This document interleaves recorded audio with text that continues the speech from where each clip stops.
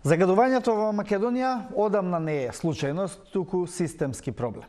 Отпадот, тврдариште, индустриските загадувачи, чадот од домаќинствата секојдневно го загрозуваат јавното здравје. Кој носи одговорност и зошто решенијата постојано се одложуваат? Ова е вечерва тема во Директно. Разговараме со Филип Иванов, консултант за индустријски загадување и животна средина, и Маријан Калевски од Зелен Хуман град. И благодарам што се озвавте на поканата и добре дојдовте во студиото на Директно. Снегот малку ги растера оние чадни облаци, претпоставувам, од небото над Македонија и од атмосферата. Меѓутоа, сите знаеме дека тоа се циклични движења, а дека, како што и кажавме во најавата, загадувањето е еден системски проблем. Резултат на лоши политики, на нефункционален систем или на што? Па, јас би рекол резултат на корумпираноста во земјава. Знаете, Македонија е на трето место меѓу најкорумпирани земји во Европа. Пред нас е само Србија и Босна и Херцеговина. И кога ќе се земе предвид географската местоположба и начинот на кој што се лоцирани градовите, за жал, доаѓаме до ситуација каде што загадувањето е огромно. Значи, бидејќи нема никаква контрола на индустријата, пред се би рекол.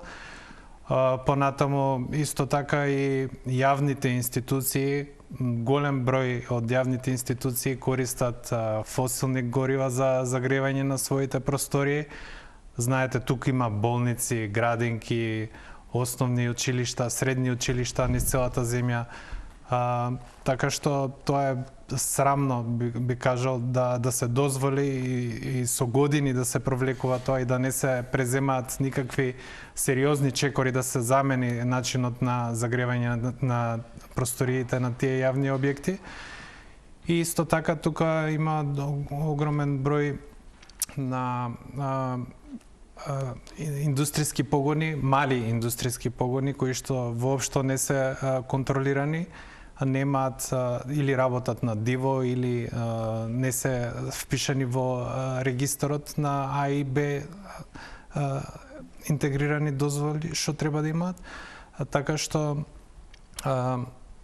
домаќинствата исто така се дел од проблемот, но мерките за жал што се преземаат за домаќинства кои цело време ги слушаме експертите како ги префрлаат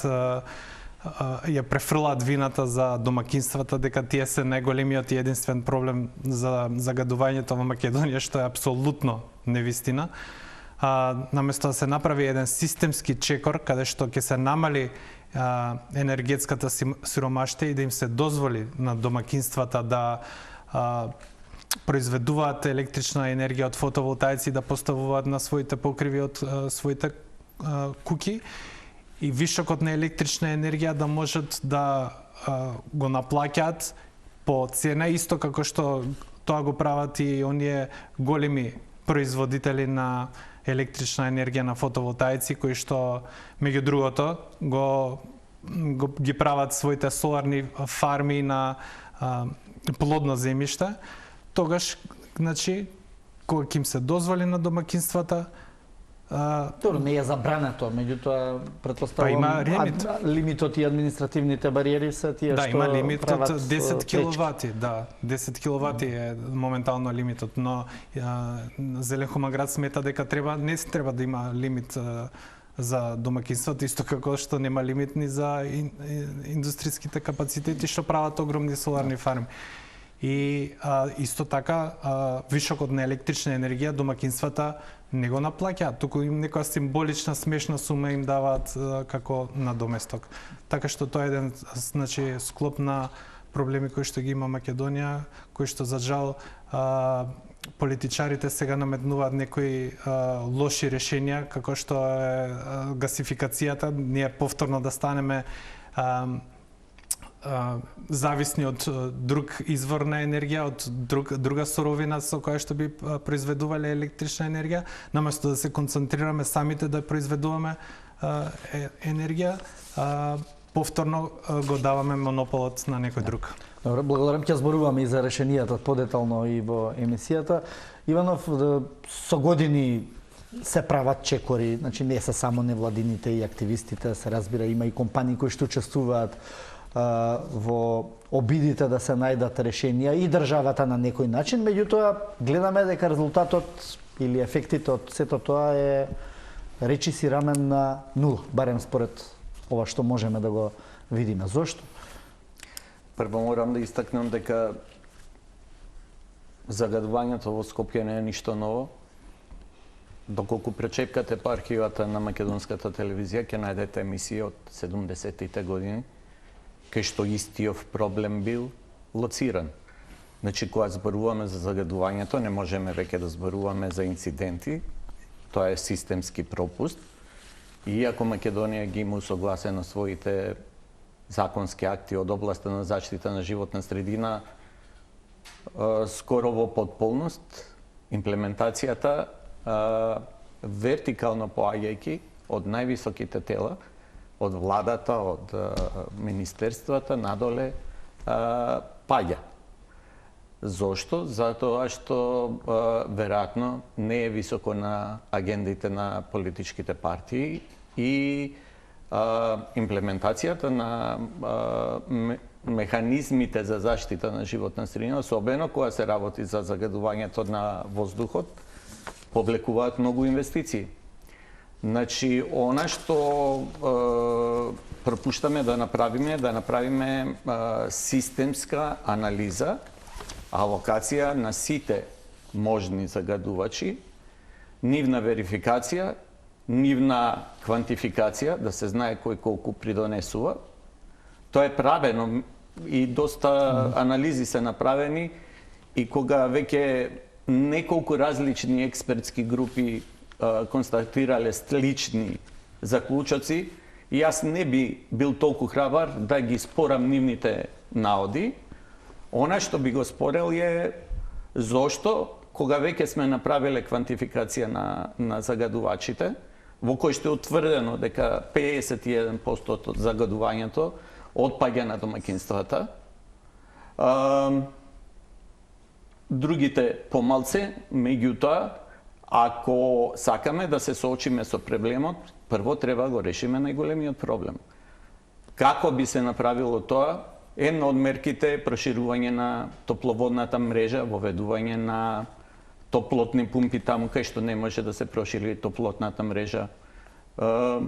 Исто користење на фотоволтаици, меѓутоа јас би се согласил дека користењето на природните ресурси на енергија е многу важно, меѓутоа тоа е нестабилно.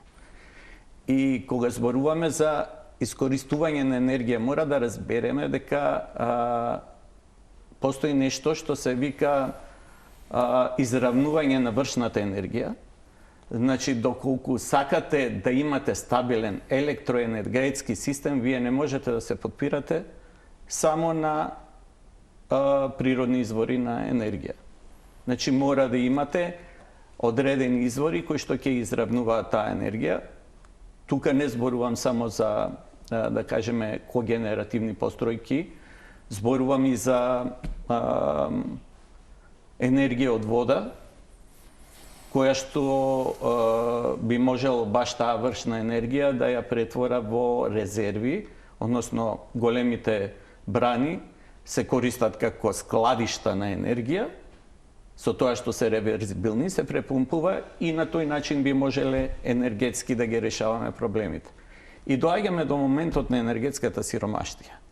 Она што е клучен момент за загадувањето не само кај нас, на многу други места е тоа што во фаза на енергетска сиромаштија семејствата кои што немаат пристапни горива горат што ќе најдат.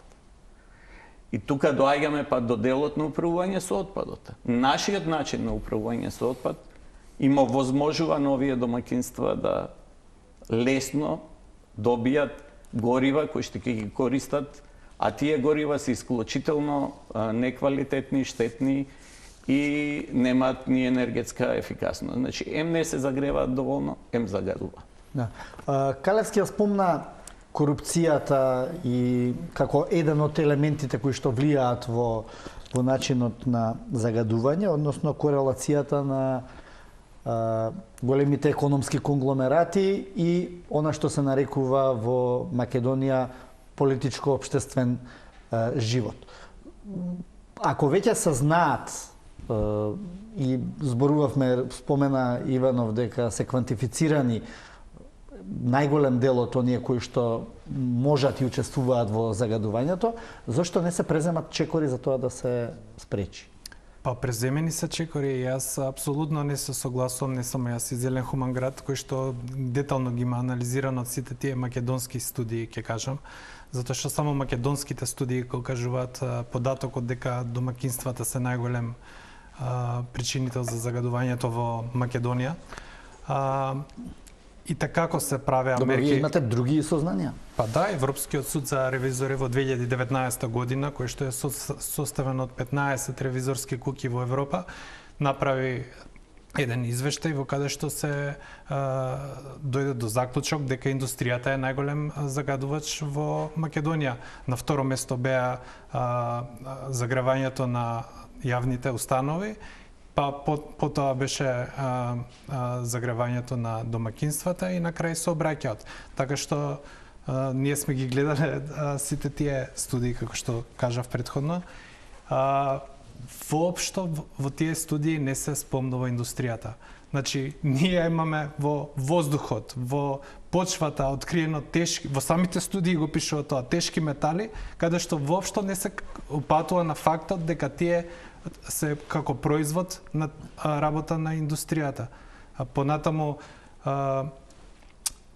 PM частичките, PM 2,5 частичките се упатуваат како да се резултат на домакинствата, а тие ги има преку целата година.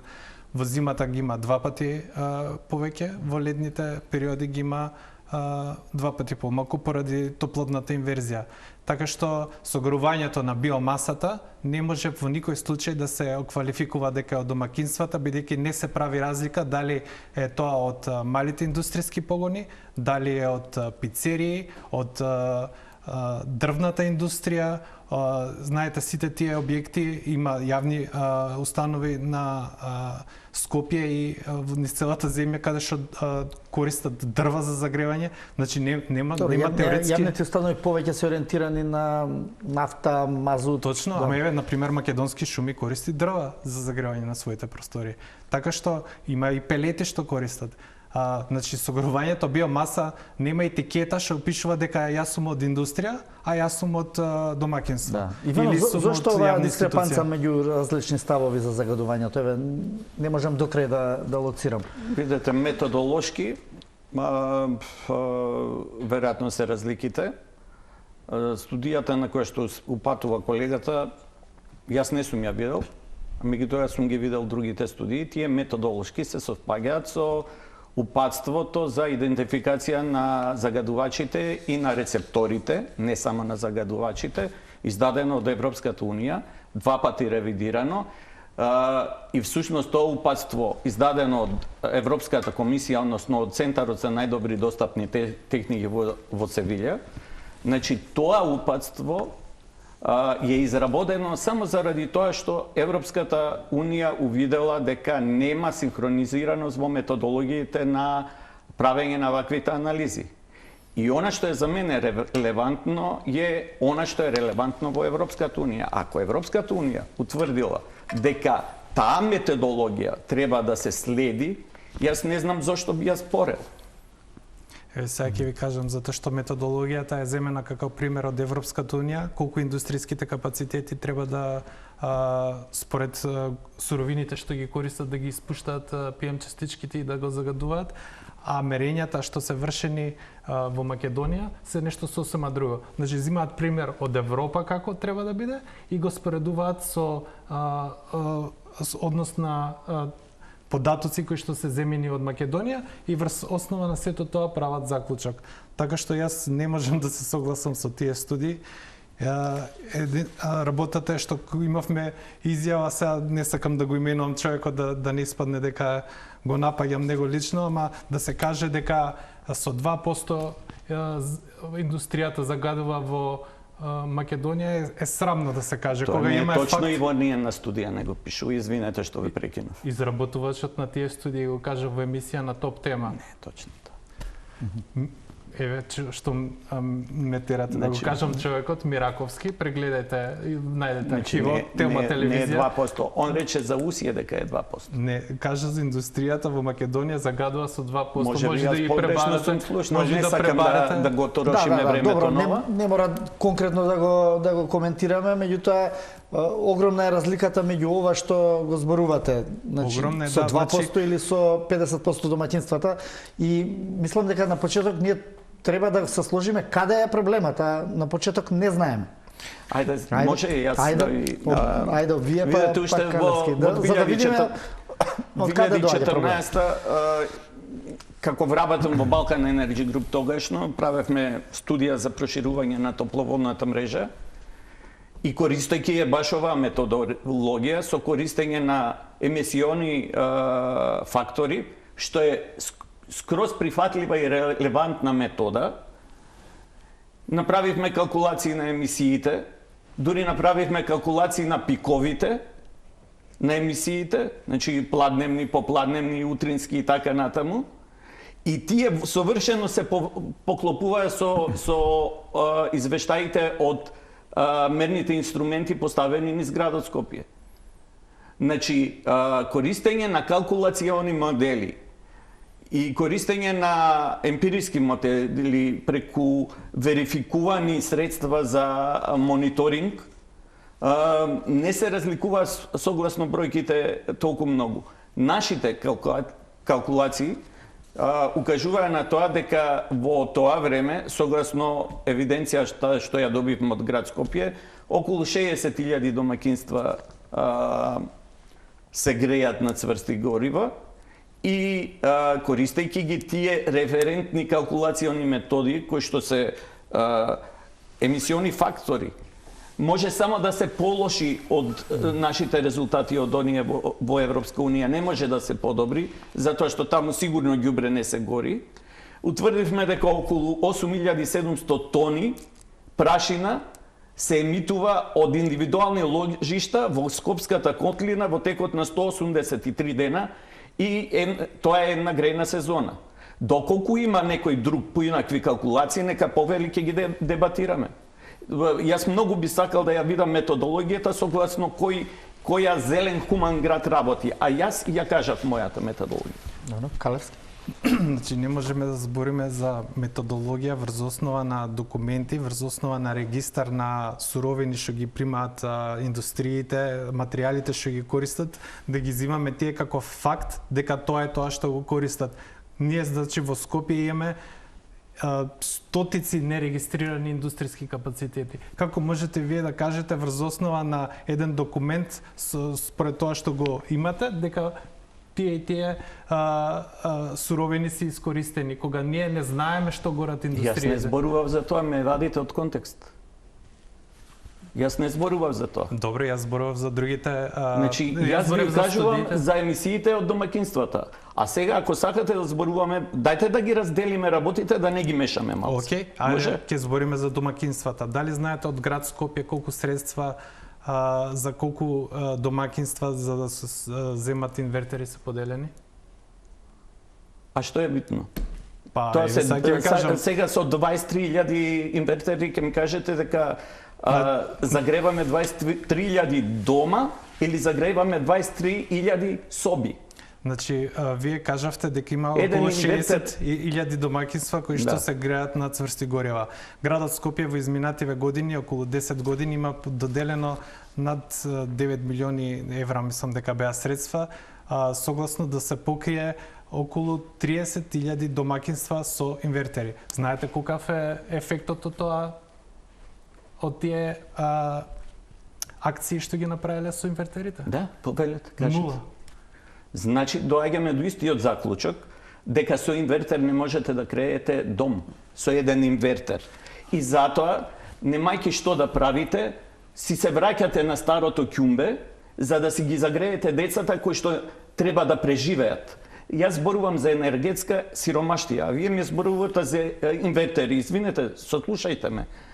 Кој од оние што се енергетски сиромашни се во состојба да плаќаат струја за инвертери? Точно. И Дали ние тоа мислите го дека они ги користат инвертерите и дека не ги продале? Точно, затоа и Зелен хуман град смета дека тоа тотално промашена мерка и дека не треба да се даваат средства за инвертери, туку средствата кои што се даваат за домакинствата треба да бидат исклучиво за поставување на фотоволтаици на своите домови, да имаат топлотна изолација која што ќе можат да ја зачуваат енергијата што ги би ја користеле и да спомнам пак, значи треба промена на законот каде што вишокот на електрична енергија што ќе ја добијат тие домакинства од фотоволтаиците да враќаат по цена исто како што тоа го прават индустријските кога сме капацитети. кај фотоволтаиците и кај домакинствата, бидејќи таа тема ја начнавме, после ќе одиме и на другите. Колку фотоволтаиците можат да придонесат во ова, со оглед дека нивната функција главно во летното време е многу по-силна отколку во другото време, и што би биле другите решенија? Ајде Иванов, па ќе се надобрзам. Фотоволтаиците може да решат дел од проблемот, во право сте, во месеците кога има сонце, иако постојат батериски системи кои што може да ја складираат таа енергија во одреден дел од годината да се користи, меѓутоа тие се прескапи. Затоа зборувам за анализи и калкулации, јас сакам да зборувам со бројки. Ајде да видиме колку ќе кошта тоа и дали има подобри решенија, или ајде да направиме евалуација на решенијата. Заради тоа што фотоволтаиците се шта би било кад би било. Во моментов, луѓето кои што немаат средства се греат на отпад кој што им е достапен и тој не загадува. И еднакво како индустријата, и еднакво како возилата, тоа се загадувачки материи кои што излегуваат од дифузни емитери. Да ви објаснам што се дифузни емитери, ако е можно. Тоа се тие 60.000 оџаци или 50 и 40 нека се, кои што не можете да ги контролирате нити да мерите. Кога имате индустријски субјект, ви имате 1-2 оџаци на кои што согласно закон се обврзани да постават апаратура за континуиран мониторинг на емисиите и многу е полесно да контролирате еден точкаст емитер отколку 20 дифузни. Заради тоа доаѓа до тие различни методологии и заради тоа би сакал да објаснам дека се користат емисиони коефициенти затоа што вие не можете да поставите апарат односно систем за мерење на емисиите на секој оџак. Добро, за да се постави систем треба предуслови. За да го намалиме бројот на оџаци, што треба да се случи? Рековте, не е целосно решение фотоволтаиците. Дали е тоа гасификацијата, изградбата на новите проширување на топлотната мрежа за мене е под број 1. Прво, искористување на целиот капацитет на мрежата за дистрибуција на топлина. Заради неквалитетна услуга или да кажеме немање предприемачки дух од операторот за топлинска енергија, граѓаните се исклучуваат и почнуваат да се греат на она што можат да се греат. Процесот би морало да биде спротивен. Значи, операторот би требало да ги брка граѓаните, да ги моли да се приклучат на мрежата, пред се заради зголемување или оптимално искористување на неговиот капацитет, а второ заради намалување на емисиите на загадувачки материи во воздухот. Добро. Калевски, кои би биле другите решенија? Ве споменавте неколку, меѓутоа ја отфрливте гасификацијата како можност, топловодната мрежа проширување следно. Исто така, граѓаните не се исклучуваат ради лош маркетинг од топловодната мрежа, туку затоа што им е премногу скапо. тие има семејства кои што поише им се исплати на струја да се греат, тие што има добра изолација отколку да се греат на парно. Така што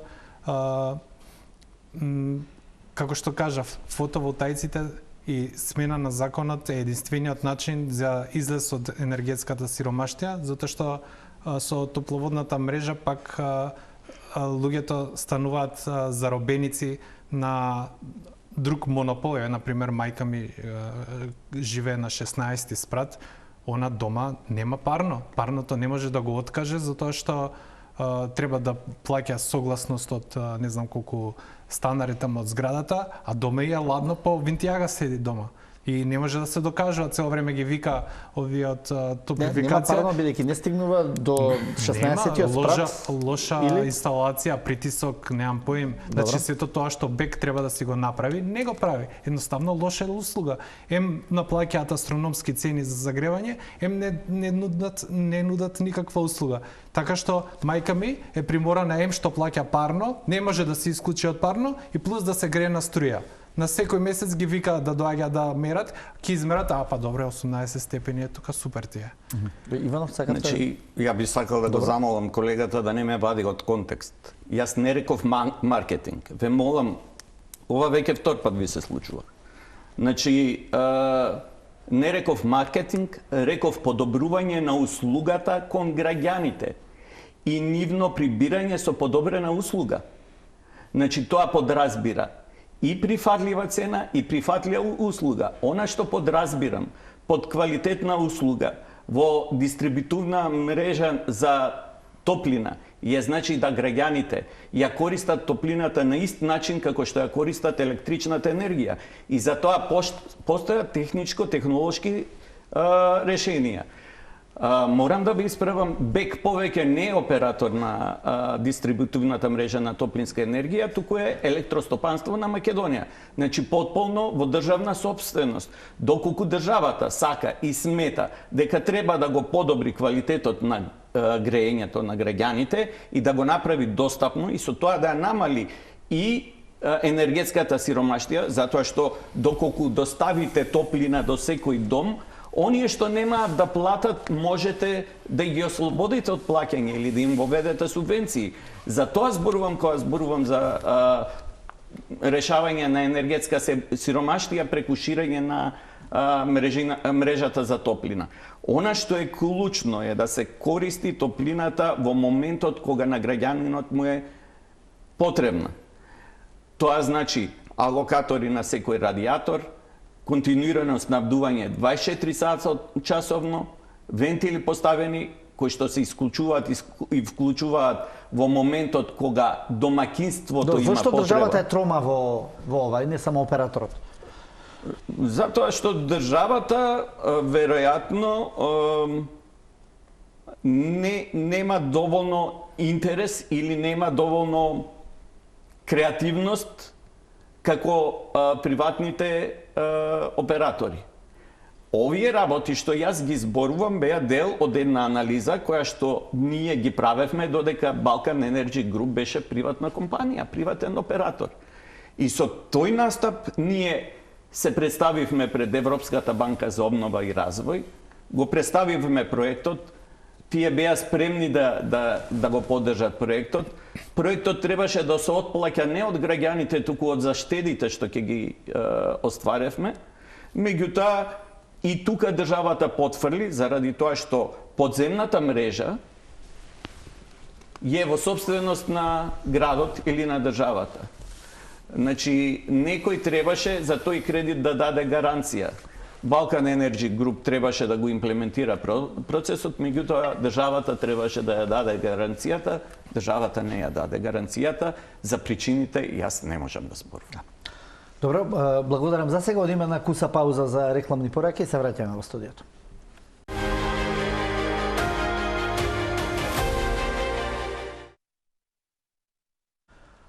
Повторно во студиото на Директно. Во првиот дел разговаравме околу можните решенија на загадувањето во однос на домаќинствата, при што не до крај се согласивме дали домаќинствата се најголемиот загадувачи или е тоа индустријата и мислам дека тоа ќе остане како прашање во наредниот период. Но еве кога би оделе сега на вториот сегмент, ако е тоа индустријата, зошто немаме ефикасен надзор врз индустријските капацитети, Калевски? Па тука ќе се навртам пак на првиот мој став искажан на почеток на емисијата. Корумпираноста е главниот проблем, затоа што нема никаква контрола на индустријата. Значи, живееме во земја која што нема ни инспектори за животна средина. Тие инспектори што ги има или се подплатени, или пак имаат закани од индустријските од директорите или од кои да е од индустриите кои што им идат во проверка. Да. Така што значи на сето тоа што го имаме во однос на никаква регулатива, ние секоја година имаме некаква катаклизма во однос дали брегалница обелела од испуст на химикали, дали Вардар подцрвенал Во Крива Паланка се случи. Во Крива Паланка, Тораница и индустријските капацитети се казнети со смешни суми. Знаете, дури тие имаат и можност да платат 50% од казната што ќе им биде пропишана, или пат уште повеќе намалување да имаат на тие 50%. Така што ние немаме никакви регулативи кои што би помогнале да се справиме со индустријското загадување. Напротив, имаме сега нов закон за контрола на индустријски емисии, каде што загадувањето стана деловна тајна. Така што мислам дека тоа беше капак на се. Добро, еве пред празниците да речем, кога беа оние протести за Усија, после неколку дена излезе и инспекторатот и владата со оценка дека контролите не утврдиле зголемено загадување во однос на дозволата што ја поседува цементарницата. Така што не е дека нема контроли, веројатно постојат. Каде е тука Па ние имаме изјава пред некоја година кога ја фатија Усија дека загадува во 2023 година, каде што уште немаме никаков податок колку е казнета, дали е казнета, дали е прекршачно, дали е кривично, ништо немаме, едноставно се молчи за тоа, иако Усија беше фатена дека загадува, ние ништо не знаеме што се случило во врска со тоа. Понатаму сега имаше или денови инспекции на индустријски капацитети каде што наводно Усија не загадувала, ама фатија други загадувачи кои што ние немаме информација кои се тие, немаме никаков податок дали се казнети, колку се казнети, значи граѓаните имаат право да знаат кој ги загадува, кој ги труе. А кога се прават работите вака како што се прават, се остава впечаток дека властите си ги кријат податоците во однос на казните, дали ги има, дали ги нема и кои се фатени, за да си прават некои матни сделки, не знам. Така што многу е, би рекол, лоша ситуацијата. Кога збориме за Усија, има еден интересен податок дека Усија од својата групација, Титан групација, во светот, има најголем профит во Македонија. Значи, од сите земји во светот, од профитот, најголем процент има македонската цементарница. Значи, во најсиромашната земја во Европа, најголем профит да прави една таква цементарница, може да се увиди на каде води тоа. Значи, немањето никакви контроли, никакви регулативи кои што се важни за увидувањето дали се работи како што треба или не. Знаете, околу цементарницата во нивната дозвола нема прописи каде што тие треба да мерат тешки метали.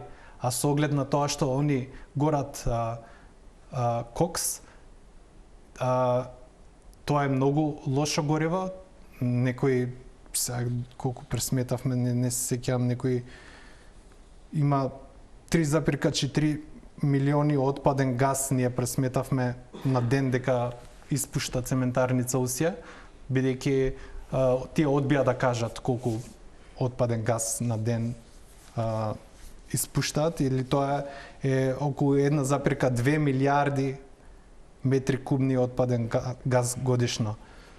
Значи, со оглед на тоа што ние немаме точни податоци, тоа би можеле дневно да, тоест годишно да емитираат помеѓу 50 и 100 тони прашина. А тоа се PM честички што ние ги дишаме. Така што Иванов, каде закажува инспекцијата повеќе, кај оние што не ги знаеме или кај овие што ги знаеме? Зборувам за Усија затоа што сите знаеме за Усија, претпоставувам не знаеме за десетици други помали загадувачи кои што исто така доаѓаат од индустријата. Пред се, би сакал да укажам на една девијација во системот, а тоа е дека државата се уште применува селективен пристап кон одредени индустријски постројки. Односно, постојат индустријски постројки кои што имаат континуиран мониторинг, согласно директивата за контрола на индустријски емисии, имате индустријски постројки кои што би требале да имаат, ама нема. Тоа е едното. Второто, ако некој има податок за корупција во институциите, таа корупција има име и презиме, треба се посочи веднаш, без одложување. Со име и презиме. Значи, предпоставките ставаат црна дамка на еден куп колеги со кои што јас сум работел, а се врвни експерти во својата област.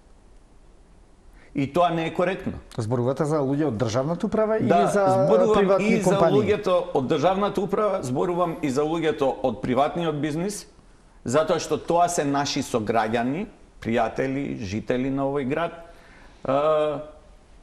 Доколку И тие го дишат истиот воздух. Го дишат истиот На воздух, крајот на денот. ги ставаме во една категорија на корумпирани, расипани луѓе, а пошто сум имал прилика, фала Богу имам долг работен стаж, веќе 40 години, значи можам да кажам дека дел се и текако и етични и се врвни професионалци и не ми се допаѓа кога се генерализира. Ако има корупција, таа треба да се идентификува и да се санкционира веднаш. Што се однесува до да кажеме Усија, јас и во нашиот директен разговор ви информирав, не сакам да бидам толкуван како субјективен, затоа што јас сум бил вработен во Усија во некој период, како менеджер за животна средина, и знам колку таа компанија има инвестирано во филтри, во заштита на животна средина и така натаму.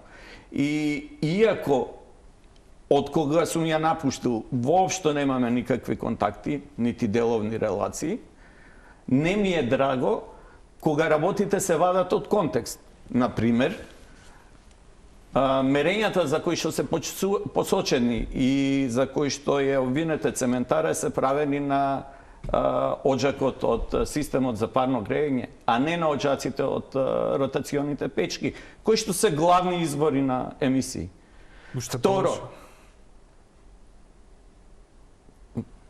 очигледно не можете да направите разлика, али нема врска. Парно грејење, а ротациона печка, не знам дали знаете што е. Нема, не знаете изгледа. Она што е важно е дали има евидентирани надминување на граничните вредности пропишани со закон. Во дозволата што им е издадена, нивните гранични вредности се построги од оние што се пропишани со закон и тоа е легитимно заради тоа што надлежниот орган одлучил дека треба да постави построги емисиони вредности.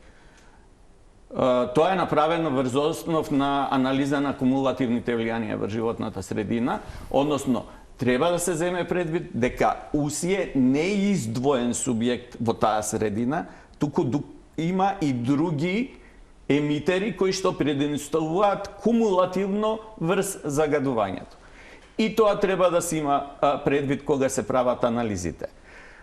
Прерачунките на емисиите или количината на излезни гасови од очаците ги имате во барањето за интегрираната еколошка дозвола и во интегрираната еколошка дозвола секогаш можете да ги проверите. Тие се декларирани, се знае колкав е обемот на капацитетот, колкав е протокот, колкав е притисокот, колкава е содржината на кислородот и кога зборуваме за отпадни гасови, треба да ги квантифицираме загадувачките материи во отпадните гасови. Дали се тоа азотни оксиди, дали е тоа сулфурен диоксид, дали е тоа прашина, дали е јаглероден моноксид, дали е јаглероден диоксид. Значи, кога зборувате, воопштувате, всушност, барем мене не ми кажувате ништо. Добро. Значи, ако толку усие се прави дека не загадува, тогаш нема да има проблем да се постават мерни станици околу цементарницата. Впрочем, наши активисти тоа и се договараа со раководството пред неколку години, каде што се согласија дека ќе постават мерни станици и после тоа кога дојде време да се постават тие мерни станици, повеќе не беше возможно. Не криваа телефон и не одговараа на повиците. Во однос на мониторингот што беше спомнат. Значи, индустријата со интегрирана дозвола само 2/3 од времето има дозвола да мери. Значи, тоа не е 24 часовен мониторинг, туку е само 2/3 од мерето. Значи, 1/3 од времето ние ништо не знаеме што прави индустријата. Дали тоа имаат они начин да си го исклучат мерните станици, да си ги вклучат, ние тоа не знаеме. Они тврдат дека тоа нема начин, значи, они тврдат дека процесот на работа кога не може да се раздвои од системот за мерење на честици и гасови. Јас на тоа не можам да верувам, како што кажав. А зашто не проверите? Живееме во најкорумпираната земја во Европа и затоа не верувам. Имаме најголемо загадување во Европа, затоа не верувам. Ако сака усија да се покаже дека не загадува, едноставно ќе дозволи да се постават мерни станици околу фабриката и тогаш ќе може да докаже, нели? И друго нешто што треба да се направи е дека треба да се смени законот во кој што нема да биде тоа само 2/3 од мерењето на индустријата да биде задолжително, туку ќе биде 24 часа задолжителен мониторинг на сите испусни оджаци каде што ги има индустријата во реално време, а не да се даваат некои извештаи со дупки како што и беше фатена усија дека загадува со дупки во извештаите, нели? Усија многу се фали дека 24 часа работи кога им работат печките, ама тогаш некако се случи да не им работат баш тој ден печките 24 часа. Така што кога ќе имаме мониторинг, добро, 24... што станува со останатите загадувачи? Ете, оние што се помалку видливи, како што реков, усија е високо на агендата и високо во темите и на информациите и на вестите, и гледаме дека владата реагира само под притисок кога треба да се случи нешто, но што станува со останатите? Треба да се впишат сите. Зошто не се впишани? Кој ги бара и каде треба да се впишат? Нема ли регистар на загадувачи? Има регистар, но не е комплетиран. Например, град Скопје има обврска да ги регулира сите загадувачки индустрии со Б интегрирана дозвола. Тој регистар на загадувачи не е комплетен и Зелен хуман град со години веќе бара до градот да го комплетира тој регистар, каде што ќе се видат сите тие индустрии кои се, какви дозволи имаат, а има многу индустрии кои што воопшто немаат дозвола, така што сето тоа е една дупка, би рекол, бездна во која што се наоѓаме, еден круг во кој што се вртиме, каде што ништо не се прави како што треба. Така што... Да, благодарам Иванов. Видете, ја Делумно не ги... зборувавте за ова, меѓутоа Да. вие споменавте дека и постои некаков тип на регистар, меѓутоа не комплетиран. Се менуваат од година во година, се менуваат Видете, тоа е загадувачите. жива материја. Регистарот, нормално и како во целиот бизнис, имате компании што се отвараат и се затвараат и тој треба да се апдейтира постојано. Доколку Зелен хуман град има податоци за оператори кои што би требало да имаат интегрирани еколошки дозволи, а немаат, тоа треба да го пријават или да го објават во јавност, исто како што зборував и за корупцијата. Јавно, транспарентно, таа и таа компанија треба да има бе интегрирана еколошка дозвола, ама ја нема. Па тогаш да видиме, значи транспарентноста е лек за корупцијата. Ако Зелен хуман јавно град не се објавите, инспектори, Зелен хуман град се иницијатива, или би рекол. Баш така е, јас како граѓанин, ако сознам дека Да, тоа одреден, секако. ќе го објавам тоа. Во најмала рака ќе го објавам на Facebook, ако ништо повеќе не можам да направам. Па да видиме, ќе се обратам до надлежниот орган, зошто не го посетил тој субјект. Еве, сега работам за компанија која што имала обврска да има бе интегрирана еколошка дозвола, а ја нема. Имала обврска да направи елаборат, а ја нема, и надлежниот орган ја третира, знаете како, драконски, како да не постоела, како да е нова, а компанијата работи од 70-та година. Значи, поголема казна не можете да им напишете, затоа што тие сега нема да можат да почнат да работат. Значи, Зелен хуман град не располага со такви податоци, едноставно тоа беше кажано од минатото раководство на локалната самоуправа на град Скопје, тоа беа јавни изјави на градоначалничката, каде што кажа дека има стотици Значи, зборуваме за предпоставки. Не предпоставки, тоа се Па зошто не ги официјални извадила? податоци. Зошто не ги извадила? Значи, јас Тоа се предпоставки. не можам Без да име и навлегувам. презиме за мене е предпоставка. Јас само кажувам податок од официјално лице на градот што кажал. Значи, јас и тоа барам истото, јас како Зелен хуман град и како обичен граѓанин барам тој регистар да се заврши. Видете, од бившата градоначалничка многу работи беа кажани. Да не зборуваме се, ако влеземе у таа дискусија. Добро. Зошто Иванов управувањето со отпадот останува едно од најслабите карики во овој систем на функционирање и повторно генерирање на загадување преку депониите, дивите, полудивите и така натаму, кои што функционираат на територијата не само на Скопје, ни цела Македонија. И пак ќе се вратам на истото. Македонија има усогласено законодавство, има стратегии, има планови, имплементација нема. Зошто? Заради тоа што нема хиерархиска и вертикална одговорност.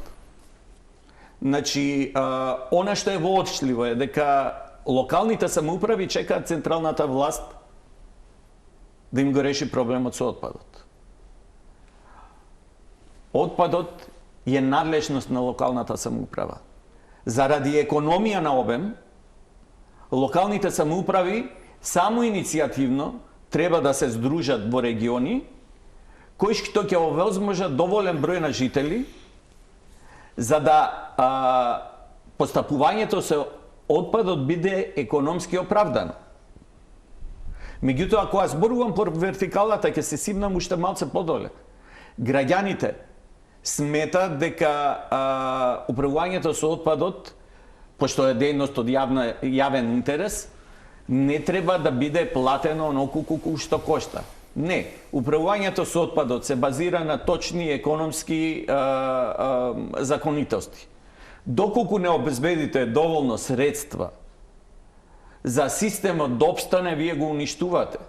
Значи, постапувањето со отпадот, онака како што развиениот свет го прави, со селектирање на разни фракции, со изградба на постројки за, не знам, механичко-биолошки третман, постројки за сегрегација на материјалите, за компостирање, за биодигестија, на крај за одлагање, тоа е последното. И еве сега имав прилика да посетам една постројка во Грција, која што одма преку границата од битолска страна, значи они одлагаат само 20% од вкупната количина на отпад што е собрали. Се е друго и селектирано, или е компостирано, или е произведен газ од отпадот и само онаа фракција која што не може на друг начин да се преработи, се одлага на депонија, со уште еден услов, од истата таа фракција да произведат гориво од отпад, која што ќе се користи во термоелектраната во иднина. Значи, тоа е тој систем кој што треба да се воспостави. Зошто кај нас тоа изгледа како да зборуваме дека Македонија треба да лансира сателит на месечината? Воопшто не е сателит, воопшто не е комплицирано, едноставно ова треба да биде приоритет на належните органи. И веќе се работи на такви проекти. Еве го имаме проектот за источна и североисточна Македонија, кај што ќе се гради првиот таков современ центар во кој што ќе ги има сите компоненти предвидени со директивата за рамковната директива за постапување со отпад. Се надевам дека во Битола ќе биде прифатено решението. Тоа е врзано и со регионалните депонии, Ама тоа е регионалниот пристав, значи вие не можете систем да поставите без регионализација. Минимумот е 300.000 жители да би влезат во системот. Па има отпор и кај општините, и кај граѓаните и така натаму, меѓутоа тоа е друга тема. Само секунд. Зошто? Затоа што отпадот го гледаат како отпад, а не како ресурс. Во целиот свет отпадот е ресурс, не е отпад. Калевски, значи, Зелен Хуман град се има став дека комплетно треба да се смени начинот на управување со отпад. Најпрво треба да се направат малски компостари за органски отпад, биоотпад. Околу 50% од вкупниот комунален отпад во Македонија припаѓа на органскиот отпад.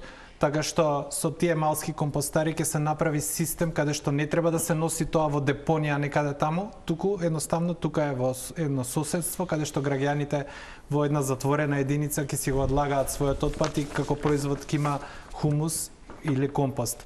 А може да се направи една централна поголема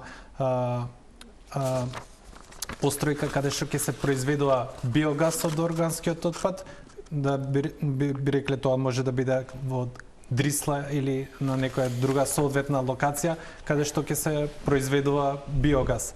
Понатаму, мора да има масовна примарна селекција на сиот останат отпад, на пластика, на хартија, на метал и сето тоа да се извезува за жал надвор од Македонија, затоа што едноставно ние сме земја која што немаме услови тоа да го направиме според стандарди. Сиот отпад треба да се извезува, освен, како што реков, органскиот отпад и градежниот шут може и тој да се преработува, затоа што тој може горе-доле по некакви стандарди да го направи Македонија и да нема некакво загадување. Значи, градежниот шут би се искористил како репроматеријал за понатаму за во градежништвото. И никако отварање на депонии, затоа што гледаме што се случува со депониите. Во светот не постои депонија што не загадува. Колку и да таа стандардна, по какви сака стандарди, нека едноставно се понира по извесен број на години тој исцедок од депониите во почвата, во водата и тоа се загадува. Во депонијата влезе само 20% од тоа што сега влегува, тогаш предпоставувам дека тој сегмент ќе биде многу по-сериозен. Ние за жал сме мала земја и веќе немаме луксус за депонирање на отпад. Еве може да го земе примерот од островските земји каде што тие се ограничени со територија, едноставно таму почнале на нов принцип на рударење на депонии го нарекуваат, тие едноставно ги копаат депониите и ги преработуваат или извезуваат. Тоа треба и ние да го направиме, за жал. Ние веќе немаме луксус да закопуваме отпад. Ние сме целосно отруени, почвите ни се уништени што од пестициди, што од отпад од депонии на сите страни, така што едноставно тоа мора да заврши. Добро. Благодарам. Ако имате уште нешто само да дадете во времето, кои островски земји тоа го прават? Островски земји, ни светот има повеќе островски земји. Не, конкретно Англија, Ирска, Данска. Не, зборам за мали острови кои што се малецки, каде што се мали острови. Она што вие го зборувате утопија. Зошто? Сега ќе ви кажам. Малски компостари. Кој ќе биде оператор на малската компостара? Каква врска има тоа? Значи, му Како има врска? како пример, Значи, можете Пробиштип да го земете. Сте биле во Пробиштип? Сум бил во Има две Пробиштип. компостари, сте ги виделе како изгледаат? Па јас сум учествувал во градењето И на... што им фали на тие компостари? Видете да ви кажам. Кај паѓаме на компостарите, има и во Ресен компостара, имаме и во Зрновци компостара.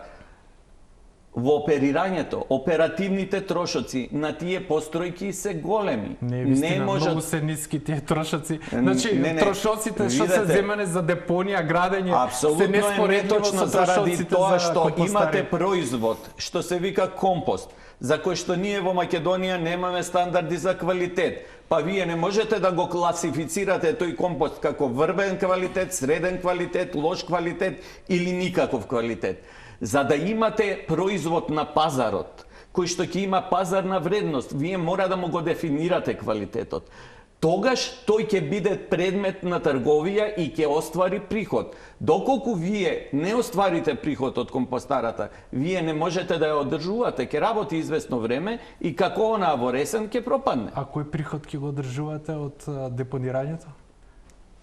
Кој приход го добивате со Депониска депонирање? такса се плаќа за Стварно? депонирање, доколку не сте информирани. А која такса ја примаат граѓаните што живеат во околината на депонијата, знаете? Колку трошоци ги плаќаат за здравствени сметки, за смртни случаи? Знаете во околината на Дрисла колку болни од рак има?